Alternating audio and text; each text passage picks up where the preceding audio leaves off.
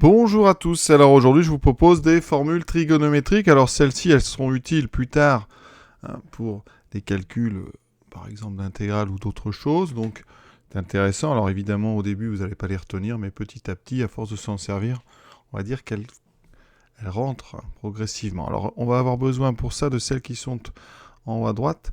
Alors je vais rappeler rapidement comment on peut les obtenir, parce que évidemment, celles qu'il faut absolument connaître par cœur, c'est les formules dites de duplication du cosinus et du sinus. Alors cos 2a, on sait que c'est 2 cos carré de a moins 1. Ça, c'est une première formule. En la transformant un peu, eh bien, on arrive directement à cos carré donc de a égale 1 plus cos 2a sur 2.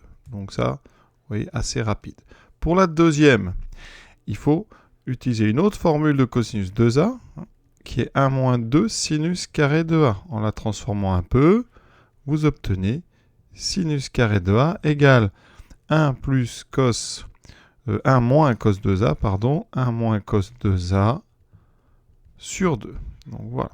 Et en faisant bien, le quotient des deux, parce que tangente carré de a, ben vous savez que c'est sinus carré de a sur cos carré de a, on obtient très vite, en faisant le quotient des deux formules qu'on vient de démontrer, 1 moins cos, donc 2a, sur 1 plus cos 2a. Donc voilà pour les trois formules que j'ai indiquées en haut, en jaune. Eh bien, on va en voir d'autres ici.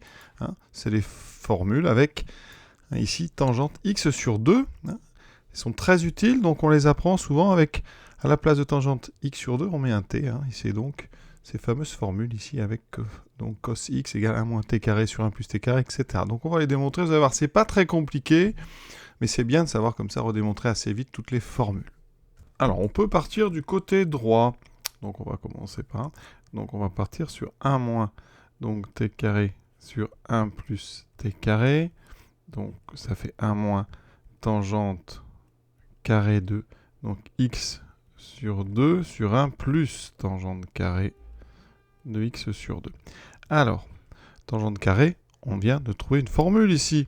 Voilà, tangente carré de x sur 2, vous savez que c'est déjà 1 moins cosinus 2a. Donc ici, a c'est x sur 2, donc ça fait 1 moins cos x sur 1 plus cos x. Donc ici, eh bien on a 1 moins, donc 1 moins cos x sur 1 plus cos x et 1 donc plus donc 1 moins cos x sur 1 plus cos x. On va tout mettre au même dénominateur et ça devrait passer tranquillement. Donc en haut, on a 1 plus cos x moins 1 moins cos x sur 1 plus cosinus x. En bas, 1 plus cos x plus 1 moins cos x divisé par 1 plus cos x. Donc on a un quotient ici de 2 quotients. Donc on va avoir, alors suite du haut, 1 plus cos x moins 1 plus cos x. Donc il me reste 2 cos x. Voilà, ça c'est mon quotient. Ça c'est le numérateur. Et je vais multiplier par l'inverse du dénominateur. Donc 1 plus cos x. Et ici, vous voyez, il me reste 2. Donc 2. Conclusion. En simplifiant, il me reste 2 cos x sur 2. Il me reste donc cosinus x. Voilà. Donc vous voyez, première formule démontrée. Alors tout ça, évidemment, on ne parle pas quand on démontre des ensembles pour lesquels c'est possible, mais tangente x sur 2, évidemment, il faut que x sur 2 ne soit pas égal à pi sur 2 modulo pi. Donc c'est important. Donc évidemment, tout ça, quand on en a besoin après, on fait attention sur les domaines de validité. La deuxième formule. Donc on va partir de 2t sur 1 plus t carré. Alors attention, 2t c'est 2 fois, donc tangente x sur 2. Et dessous, 1 plus tangente carré x sur 2. On veut revenir, nous, à sinus x. OK? Alors, qu'est-ce qu'on peut faire? Alors déjà, on peut, si on veut, par exemple, remettre du sinus. Donc, sinus x sur 2 sur cosinus x sur 2. Et dessous, donc, la même chose. X sur 2 sur cos x sur 2, le tout au carré. Donc les deux ici seront au carré. On va mettre bien sûr au même dénominateur. Et on aura deux fractions. Donc en haut, j'ai donc 2 sinus x sur 2 cosinus x sur 2. Et ici, cos carré x sur 2. Et là, j'aurai cos carré plus sinus carré. Vous voyez, ça, je vais le détailler. Ça fera cos carré de x sur 2 plus sinus carré de x sur 2, divisé par cos carré. Et cos carré plus sinus carré d'un même réel, ça fait 1. Donc ici, j'ai fois 1. Qu'est-ce qu'il me reste? On va simplifier ici par un cosinus. Donc, il me reste...